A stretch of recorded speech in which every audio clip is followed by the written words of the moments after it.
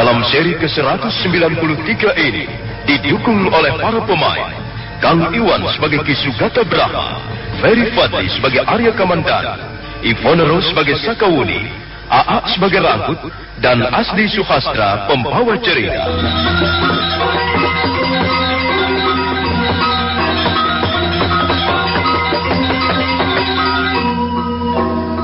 Ki Sugata Brahma, kakek Sakawuni, memeriksa luka-luka Arya Kamandanu dengan teliti. Dia meraba seluruh tubuh Arya Kamandanu dengan kedua belah telapak tangannya. Kadangkala matanya terpejam, mulutnya berdesis. Setelah selesai, orang tua itu nampak mengerutkan keningnya. Arya Kamandanu menjelaskan bagaimana sampai dia terluka dalam. Ki Sugata Brahma manggut-manggut ketika mendengar Arya Kamandanu menyebut nama Empu Bajil.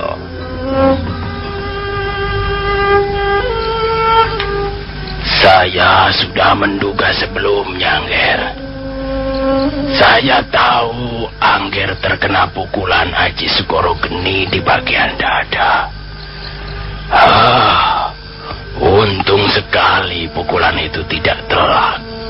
Iya, Kek. Pukulan Aji Segoro Geni memang luar biasa.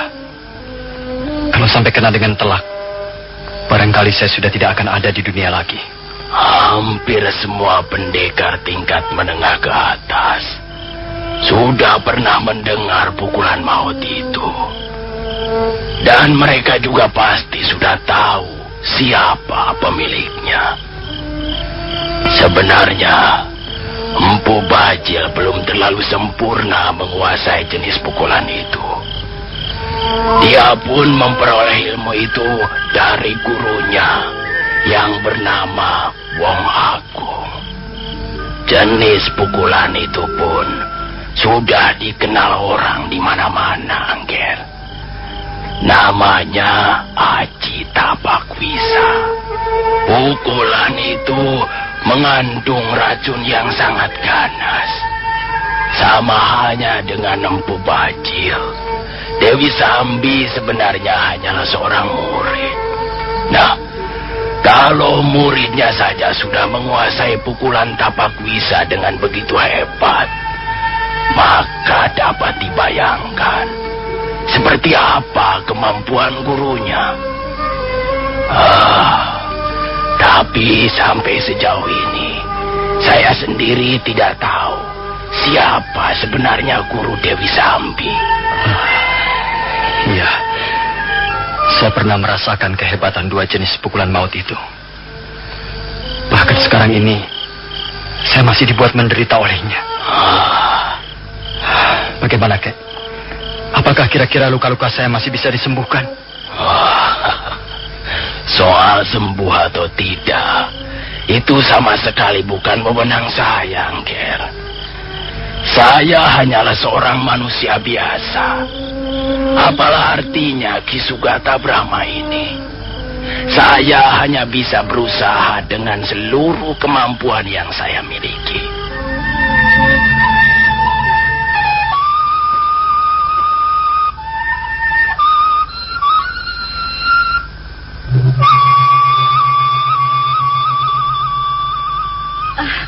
Bagaimana, Kek? Bagaimana luka-lukanya?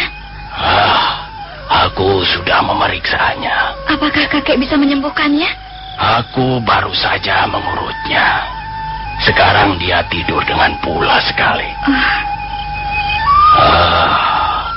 Nampaknya lukanya cukup parah. Nah, yang penting kakek bisa menyembuhkannya. Bukankah kakek mempunyai ilmu pengetahuan tentang pengobatan? Ya. Tapi keadaan temanmu itu benar-benar sudah sangat parah, Woni. Jadi kakek tidak sanggup menyembuhkannya?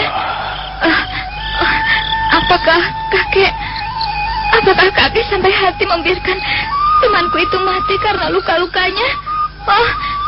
Tolonglah, Kek. Tolong dia. Usahakan agar dia bisa sembuh. Apapun caranya, tolong, Kek.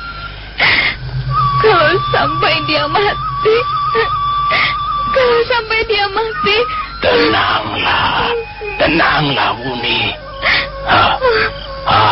kan belum selesai bicara. Uni, barangkali aku bisa menyembuhkan luka-luka temanmu itu. Tapi sifatnya hanya sementara saja. Sementara? Apa maksud kakek dengan sementara? Maksudku, luka-luka temanmu itu tidak mungkin bisa disembuhkan seperti sedia kala. Sekarang ini, racun yang berada di lambung kirinya sudah mulai bergerak dengan cepat. Kalau saja temanmu itu tidak mempunyai ilmu tenaga dalam yang tinggi, dia sudah akan mati sebelum sampai ke Tanibala. Besok aku akan menambah cadangan tenaga dalamnya dengan tenaga dalamku.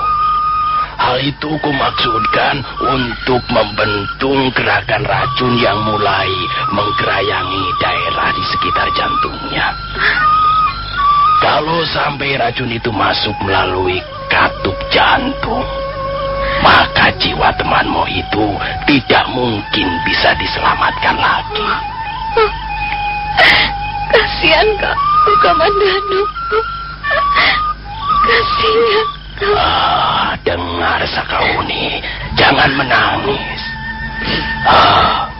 Usaha pengobatanku yang sifatnya hanya sementara itu pun terbatas sekali waktunya. Jadi akhirnya dia akan mati juga. Akhirnya dia tidak akan tertolong lagi, Kek. Kukira dia hanya akan mampu bertahan tidak lebih dari 7 hari.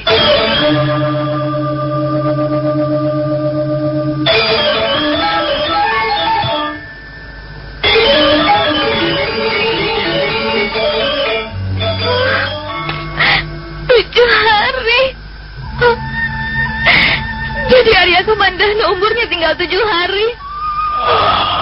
Tenang, Wuni, tenang. Kalau begitu persahabatan kami tinggal 7 hari lagi. Tenanglah, Wuni. Tenang, Du. Jangan menangis. Kalau kau menangis begitu, kakekmu ini jadi gugup. Sudahlah, tenanglah. Bagaimana saya tidak boleh menangis, Kek? Dia adalah sahabat yang baik. Dia orangnya baik. Dia tidak pernah tersinggung setiap kali aku memaki-maki dan membentak-bentaknya. Dia selalu penuh pengertian. Dia sabar seperti kakek. Dia seorang laki-laki yang berwatak perasa. Dia lembut. Tapi sekarang keadaannya begitu menyedihkan. Dan menurut kakek, umurnya tidak akan lebih 7 hari lagi. Berarti setelah itu kami akan berpisah untuk selamanya, Kek. Bagaimana aku tidak menangis? Tolonglah, Kek. Tolonglah dia. Selamatkan jiwanya. Tenang, Landu. Tenang dulu. Tenang. Bagaimana saya bisa tenang, Kek? Sahabatku yang terbaik sekarang sedang sekarat. 7 hari lagi dia akan menemui ajalnya. Bagaimana hati saya bisa tenang? Kakek ini tidak punya perasaan. Sebentar. Dengar dulu. Dengar baik-baik ya. Aku akan melanjutkan penjelasanku mengenai luka-luka yang diderita temanmu itu. Penjelasan apa lagi, Kek? Sudah jelas dia umurnya tinggal 7 hari lagi. Dan setelah itu dia akan mati.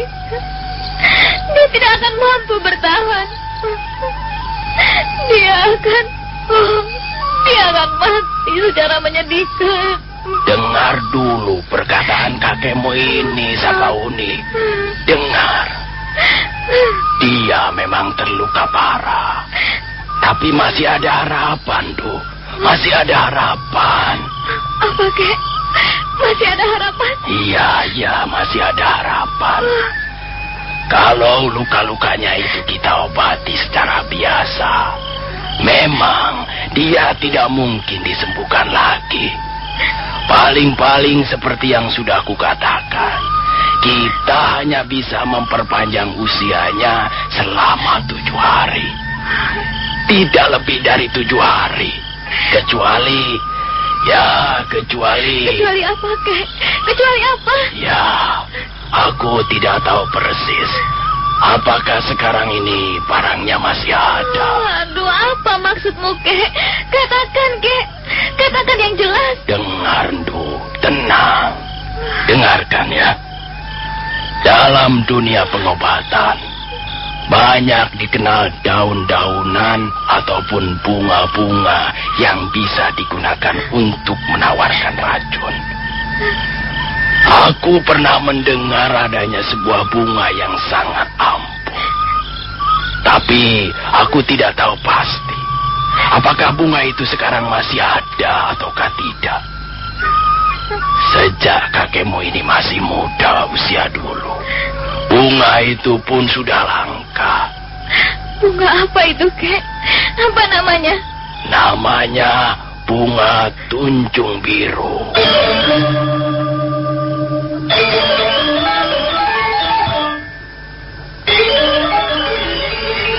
Bunga tunjung biru.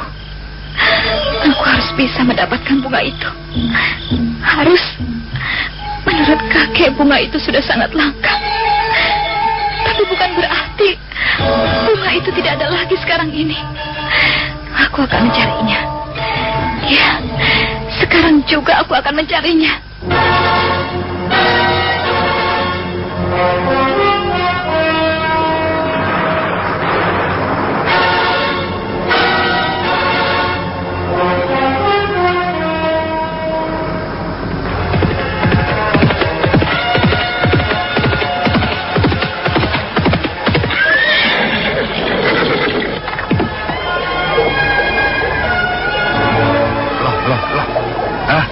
Kemana Nini Sakauni? Pagi-pagi sudah duduk di atas kuda. Aku mau pergi, Paman Rangkut. Loh, ini kok sudah pergi lagi? Baru saja kembali kok pergi lagi? Paman Rangkut, tahukah Paman tentang bunga tunjung biru? Bunga apa Nini? Bunga tunjung biru? Iya. Rasa-rasanya Paman pernah mendengar nama itu.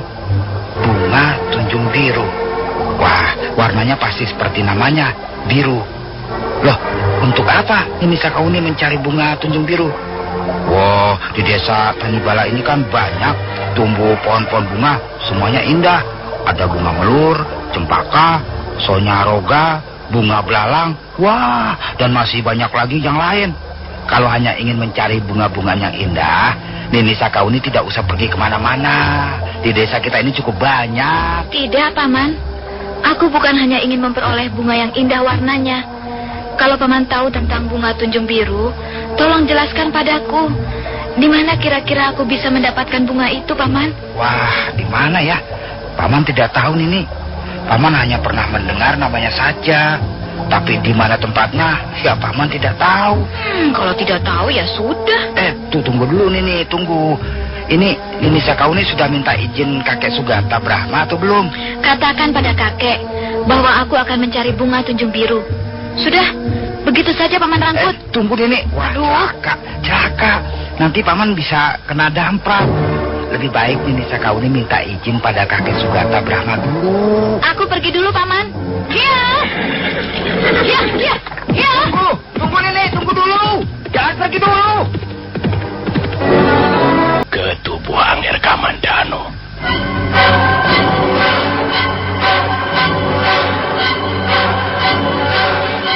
Ki Sugata Brahma kemudian duduk bersila di belakang Arya Kamandanu. Orang tua itu memejamkan rapat-rapat kedua belah matanya. Setelah menarik nafas panjang-panjang 3 kali, dia menggosok-gosokkan telapak tangannya. Tubuhnya mendadak menjadi gemetaran. Dan selanjutnya dia memegang tengkuk Arya Kamandanu dengan tangan kirinya. Sementara tangan kanannya memijit-mijit bagian punggungnya.